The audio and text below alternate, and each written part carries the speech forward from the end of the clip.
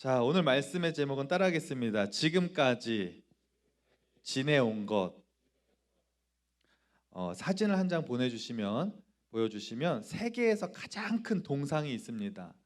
전 세계에서 가장 큰 동상이 인도에 세워진 이 동상입니다. 통일의 조각상이라고 해서 높이가 무려 182m.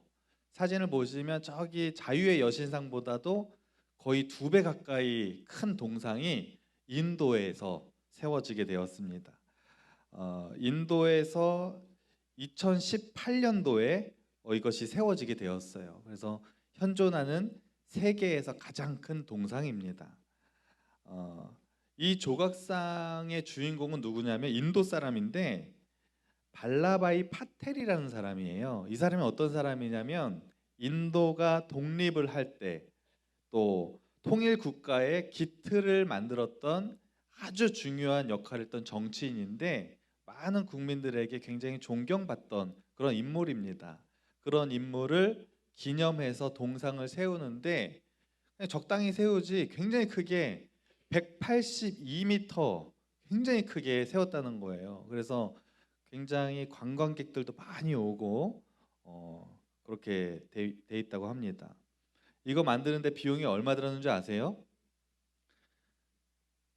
얼마 정도가 들었냐면 비용이 5억이 아니라 5,457억. 예, 그러니까 상상이 안 가죠. 굉장히 많은 비용이 들어간 거예요. 인도에 굶어 죽어가는 너무나 빈민층 사람들이 굉장히 많이 있는데 왜 이렇게 돈을 많이 들여서 이렇게 큰 동상을 세우냐고 일각에서는 굉장히 비판적인 얘기도 많이 있었습니다. 5,457억 이렇게 동상을 세웠다고 하는 것이죠. 여러분, 이처럼 인도뿐만 아니라 세계 각국에 어떤 사람을 기념하는 동상을 많이 세웁니다. 동상뿐만 아니라 조각상, 기념비.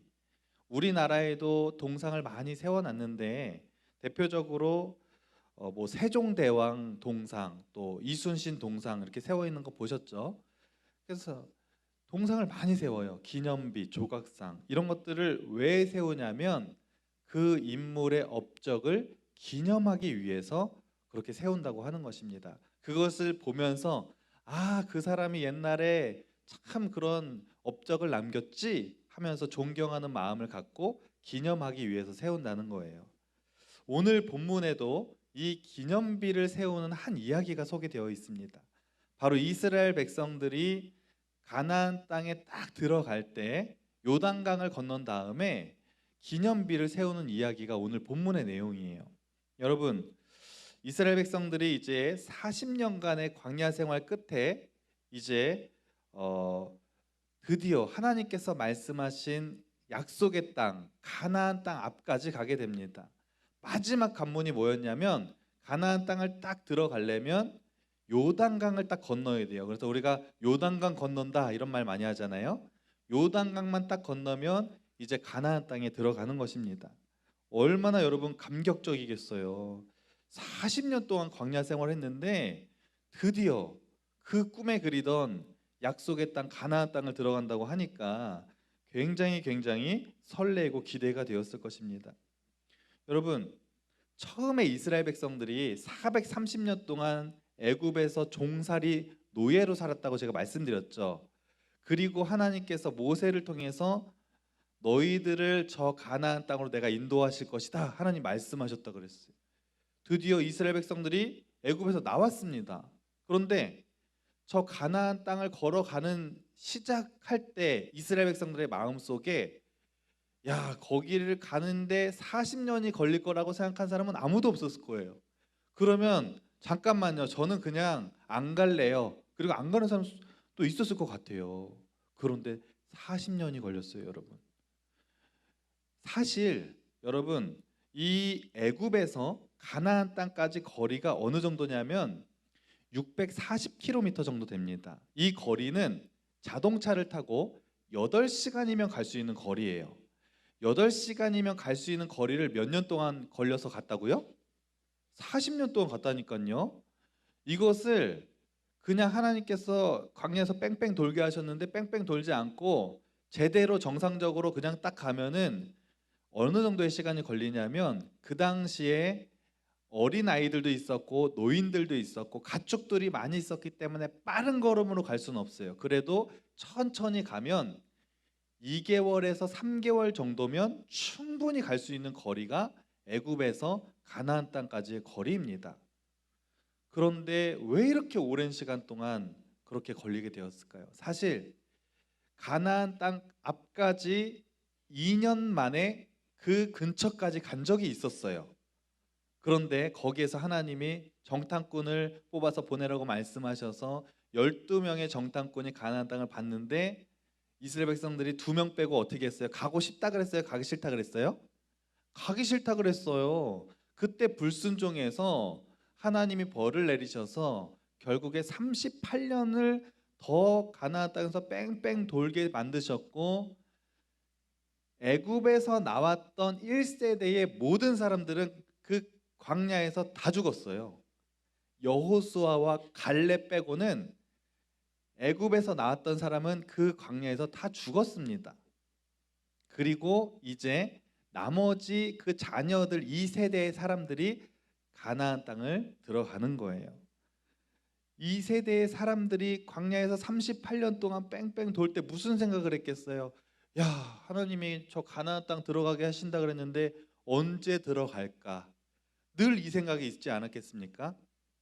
그런데 드디어 요단강 앞까지 이제 왔습니다. 요단강만 건너면 꿈에 그리던 그 땅에 들어갈 수 있는 거예요.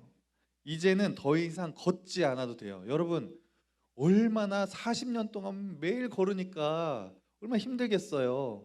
그리고 텐트에서 자지 않아도 돼요. 맨날 걷다가 멈춘 다음에 텐트 치고 거기에서 자고 그 다음날 일어나면 텐트 걷고, 이게 일상이었어요. 여러분, 이거 하라 그러면 하실 수 있겠어요? 맨날 이동하는 거예요. 그리고 이제 가나안 땅만 들어가면 이제 드디어 거기에 정착해서 내 집도 생기고 거기에서 살 수 있는 것입니다. 그래서 굉장히 큰 기대하는 가운데 요단강 앞에 200만 명이 되는 엄청난 이스라엘 백성들이 다 멈춰 섰습니다. 그런데 그 강을 건너려고 하는데 한 가지 문제가 있었어요. 뭐냐면 물이 장난이 아닌 거예요. 강물이, 물살이 너무 세고 강둑을 넘을 것 같이 그렇게 엄청난 양의 물이 흘러내려오고 있습니다. 이것은 인간의 힘으로 건널 수 있는 상황이 아니에요. 그 당시가 이제 봄이었는데, 여러분, 그 당시에 요단강의 봄은 산에서 눈이 녹아서 물이 내려오는데 그 물이 굉장히 많아서 그 봄에 요단강은 굉장히 물이 범람하는 그런 시기입니다. 그렇기 때문에 여기를 이제 건너야 되는데 건널 수가 없는 거예요. 그때 하나님의 말씀이 들려오기 시작합니다. 하나님의 말씀이 어떤 말씀이 들려오는지 한번 우리 말씀, 여호수아 3장 8절 말씀 다 같이 한번 읽어보겠습니다. 시작. 너는 언약궤를 맨 제사장들에게 명령하여 이르기를 너희가 요단 물가에 이르거든 요단에 들어서라 하라.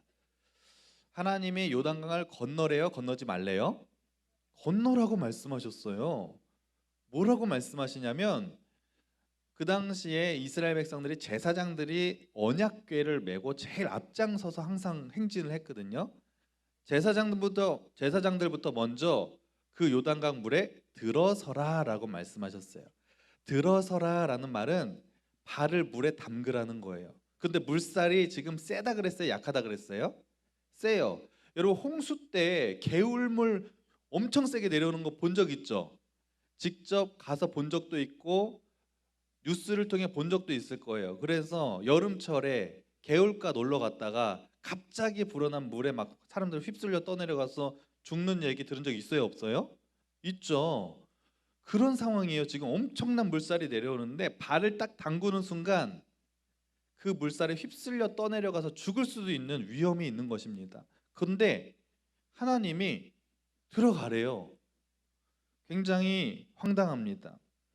여러분, 그런데 다른 방법을 알려주시지 않는 거예요. 예를 들면 뭔가 큰 배를 만들어서 뭘 어떻게 한다든지 돌아서 간다든지 뭐 이렇게 말씀해 주시는 게 아니라 그냥 건너라고 말씀하십니다. 예전에 애굽에서 나온 다음에 홍해 바다를 건널 때는 어떻게 건넜어요? 모세 지팡이를 한번 딱 친 다음에 홍해 바다가 완전히 갈라지게 된 다음에 그 다음에 건넜어요. 갈라져 있으니까 땅이니까 갈 수 있죠. 근데 지금은 가르지 않으셨어요. 여전히 요단 강물이 세게 흐르고 있는데 가래요. 여러분 같으면 갈 수 있어요, 없어요?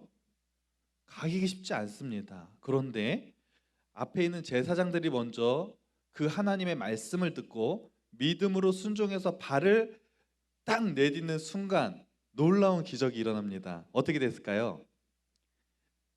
막 발을 내딛었는데 그 무리를 막 떠서 막 걸어간 것이 아니라 발을 딱 담그는 순간 요단강 물이 딱 멈추는 거예요.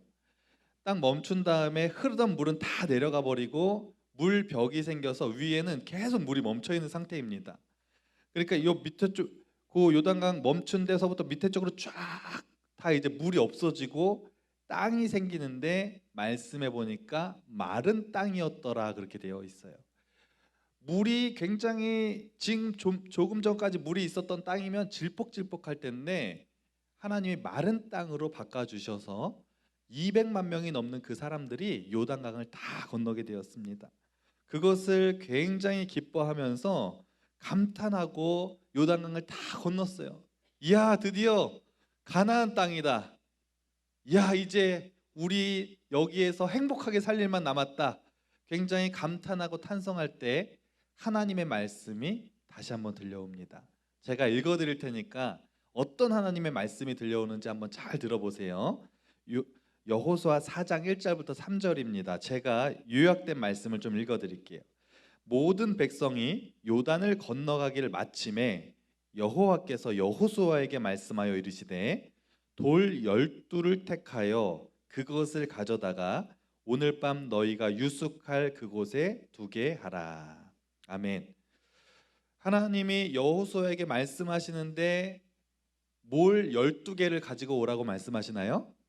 돌멩이를, 커다란 돌멩이 12개를 각 지파별로 하나씩 가져다가 그것으로 모아두라는데 그것은 다른 말로 하냐면 기념비를 세우라 그렇게 말씀하신 거예요. 요단강을 건너서 굉장히 기뻐하고 있는데 돌 12개를 가지고 기념비를 만들어라 이렇게 말씀하십니다.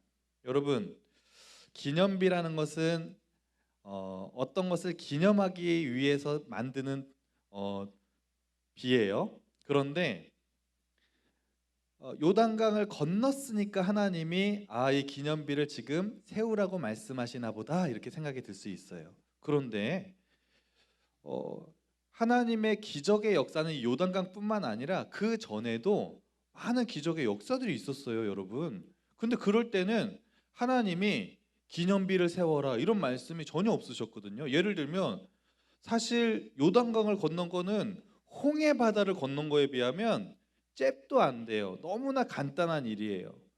그런데 홍해 바다를 건넜을 때는 기념비를 세우란 말을 안 하셨어요. 그것도 기적인데 처음에 만나가 딱 내려왔을 때, 야, 만나다, 이거 맛있겠다 그러면서 막 먹을 때, 그 첫 기적의 역사를 경험했을 때 하나님이 그것을 기념하여 기념비를 세워라 말씀 안 하셨어요. 반석에서 막 물이 터져 나왔을 때도 그것을 기념하여 기념비를 세워라 전혀 말씀 안 하셨습니다. 그런데 요단강을 건넜는데 지금은 기념비를 세우시래요. 세우라고 말씀하셨어요. 왜 그러셨을까요? 생각해 보세요. 왜 기존에 있었던 더 큰 역사는 기념비를 세우라고 말씀 안 하셨는데 지금은 기념비를 세우라고 말씀하셨을까요? 크게 두 가지 이유가 있습니다. 첫 번째는 홍해 바다를 건넜을 때 그 땅은 이스라엘 백성들이 살아갈 땅이 아니었습니다. 반석에서 물이 나왔을 때도 광야에서 만나가 처음에 내렸을 때도 그건 그냥 광야지 이스라엘 백성들이 앞으로 살아갈 약속의 땅이 아니었습니다. 그런데 지금 요단강은 앞으로 이스라엘 백성들이 살아갈 약속의 땅이었기 때문에 하나님이 그 기념비를 세우라 이렇게 말씀하신 거예요. 두 번째 이유는 그것을 보면서 하나님이 지금 베풀어 주신 은혜를 기억하라고 말씀하시는 거예요.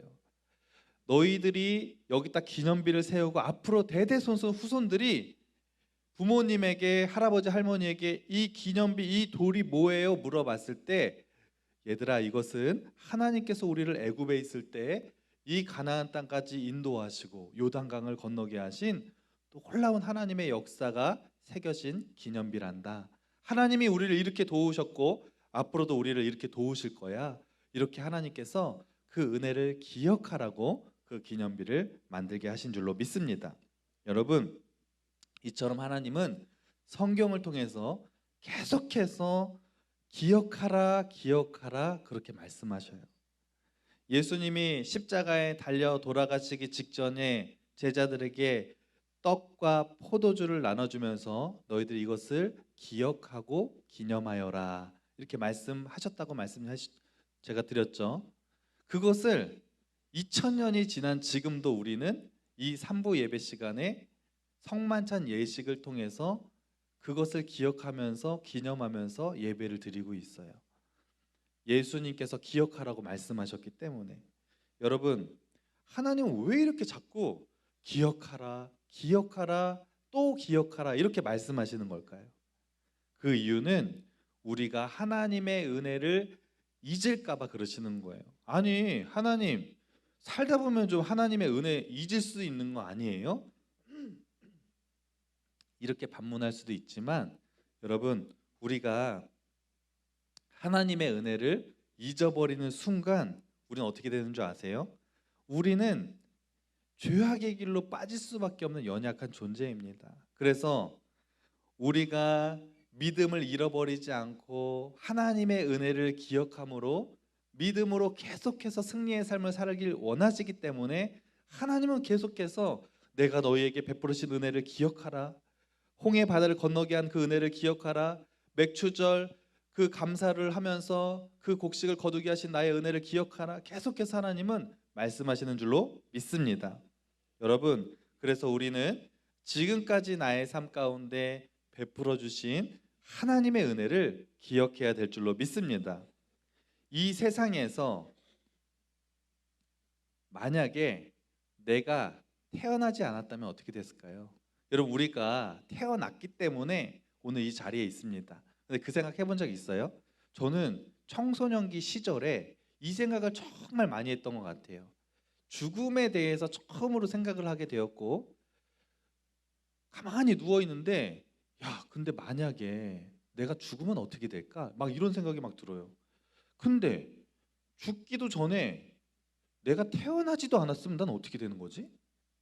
태어났으니까 천국도 가고 지옥도 가는데, 아니 나의 존재 자체가 없으면 난 어떻게 되는 거야? 그냥 아예 없는 거야? 너무 허무한 거예요. 정말 너무 허무했어요. 그런데 우리가 이 세상에 태어났습니다. 여러분, 내가 이 세상에 태어날 확률이 어느 정도 되는 것 같아요? 그 태어날 확률이 굉장히 어렵다는 거 아시죠? 여러분, 일단 우리가 태어나려면 누구와 누가 만나야 돼요? 엄마 아빠가 만나야 돼요. 여러분, 엄마 아빠 연애 스토리 들어본 적 있으세요? 아찔할 때가 있어요. 엄마 아빠가 만약에 안 만났으면 어떻게 돼요? 아빠가 갑자기 엄마를 만나기 전에 김씨 아가씨를 만났으면 어떻게 되는 거예요? 나 안 태어나는 거예요. 저 우리 아빠 연애 스토리 들으면서 정말 정말 아찔할 때 있었어요. 아빠 젊었을 때 되게 잘생기셨어요. 그래서 인기가 많았는데 백씨 아줌마가 그렇게 좋아했대요. 동네에 백씨 아줌마가, 저는 지금 아줌마가 됐으니까 아줌마라 그러지만 그때 백씨 그 아가씨가 정말 이뻤대요. 그 아가씨가 근데 우리 아빠를 그렇게 좋았다고 따라다녔대요. 그 미모는 사실 지금 우리 엄마는 상대가 안 되는 것 같아요. 정말 엄마한테 죄송하지만 엄마도 미인이신데 근데 아빠가 좀 흔들렸대요. 그런데 결국 엄마가 또 믿음이 좋고 신앙이 좋아서 그것에 반해서 아빠가 이제 결혼을 해서 제가 태어나게 됐습니다. 근데 아빠가 만약에 백씨 아줌마랑 결혼했다면 나는 어떻게 됐을까? 아찔합니다. 지금 저희 자녀들이 있는데 자녀들이 너무 사랑스럽고 너무 좋잖아요. 그런데 이 생각이 드는 거예요. 내가 29살 때 그 누나 만나서 제가 결혼하려고 했다 그랬죠. 그 누나 내가 만나서 결혼했으면 지금 우리 애들은 없는 거네? 되게 아찔하죠. 이런 거예요. 우리가 이 세상에 태어날 확률은 굉장히 어렵습니다. 여러분, 아빠의 1억 마리 정자 중에서 한 마리와 엄마의 난자 한 마리가 만날 확률이 1억 분의 1이라고 해요. 그런데 그러므로 내가 태어날 확률은 로또 1등 당첨될 확률보다 28조 배가 된다는 것입니다. 그렇게 어려운 게 우리가 태어날 확률이에요. 근데 생각해 보세요. 엄마 아빠가 이 세상에 존재하려면 그 위에 누가 존재해야 돼요? 할아버지 할머니. 할아버지 할머니가 그때 안 만났으면, 우리 할아버지가 그때 우리 할머니 안 만나고 최씨 할머니 만났으면은 나도 없는 거예요. 그러니까 이거를 계산해서 확률로 따지면은 지금 우리가 여기에 있는 거는요, 말이 안 돼. 이거 엄청난 기적의 역사인 거예요. 하나님 앞에 감사해야 될 줄로 믿습니다. 물론 하나님이 우리를 태어나게 하실 때는 이미 창세 전부터 우리를 다 계획하셨다고 말씀하셨어요. 그래서 우리는 그냥 우리가 이 세상에 태어난 존재 자체로 먼저 하나님 앞에 감사해야 될 줄로 믿습니다. 우리가 어느 나라 사람이에요? 대한민국 사람이에요. 대한민국에 태어난 걸 감사해야 돼요. 여러분, 만약에 우리가 대한민국에 태어나지 않고 저 북한에 태어났다면 어떻게 됐을까요? 아찔하죠. 복음을 들어보지도 못하고 그렇게 살 수도 있는 거예요. 저는 어렸을 때 이 생각을 많이 했어요. 내가 만약에 조선시대에 태어났으면 어떻게 될까? 여러분, 조선시대에 기독교가 우리나라에 들어왔어요? 안 들어왔어요? 그 먼 옛날 조선시대에. 그때는 우리나라에 기독교가 안 들어왔을 때예요. 아주 먼 옛날 조선시대에. 옛날 삼국시대 막 이럴 때. 그때 만약에 내가 태어났으면 여러분, 너무 죄송하지만 복음을 듣지 못하고 그냥 죽는 거예요. 그러면 천국에 갈 수 있어요, 없어요? 물론 그 당시에 태어난 사람이 다 지옥에 갈 거라고 단정짓기는 어렵습니다. 왜냐하면 그 모든 것은 하나님의 뜻이기 때문에. 그런데 내가 만약에 태어났는데 복음을 들어보지 못하고 죽어서 지옥을 간다고 생각해 보세요. 얼마나 억울합니까? 그런데 우리는 지금 이렇게 복음이 들어와서 수많은 교회들이 한국에 세워지게 되었고, 이렇게 복음을 듣고 천국에 갈 수 있다는 사실만으로도 하나님의 은혜인 줄로 믿습니다. 여러분이 부모님이 교회 다니시는 분들은 그것이 그냥 축복이에요. 부모님이 교회 다니셔서 나도 자연스럽게 교회로 오게 되고 복음을 듣고 우리는 천국에 갈 수 있으니까. 혹시 친구들을 통해서 전도된 친구들은 그 친구를 만난 것이 하나님의 은혜예요. 감사할 수 있어야 돼요. 여러분, 이처럼 우리의 삶 가운데는 감사한 일들이 정말 많음을 여러분 믿으시기 바랍니다. 오늘 맥주 감사 주일입니다. 맥주절은 아까 또 지민이가 얘기한 것처럼 이스라엘 백성들이 보리를 이제 심어요. 보리를 심고 나서 그것을 처음으로 걷어들일 때 그 첫 열매를 하나님의 앞에 감사하며 드리는 절기를 우리가 맥추절이라고 합니다. 그리고 추가로 지난 6개월 동안 우리를 지켜주신 하나님의 은혜에 감사하는 절기를 우리가 맥추절이라고 합니다. 여러분, 지금까지 살아오시면서 하나님이 여러분에게 베풀어 주신 은혜, 그리고 지난 6개월 동안 큰 사고 없이 건강하게 이렇게 오늘도 교회에 나와서 또 유튜브로 예배를 드릴 수 있게 해주신 그 하나님의 은혜에 우리가 정말로 감사하면서 또 남은 후반기도 하나님 앞에 믿음으로 승리하는 우리 모두가 되기를 간절히 소망합니다. 기도하겠습니다. 하나님, 지난 삶을 돌아볼 때 하나님 앞에 감사할 일들이 정말 많은데 우리가 하나님 앞에 감사의 삶을 살지 못했던 거 용서하여 주시옵소서. 하나님이 우리에게 그 은혜를 기억하라고 말씀하신 이유는 그것을 하나님의 은혜를 기억함으로 하나님 앞에 감사의 삶을 살고 믿음으로 승리의 삶을 살기를 원하시는 하나님의 마음인 줄로 믿습니다. 하나님의 은혜를 기억하며 믿음으로 승리하는 우리 모두가 될 수 있도록 인도하여 주옵소서. 이 모든 말씀 예수님의 이름으로 기도합니다. 아멘.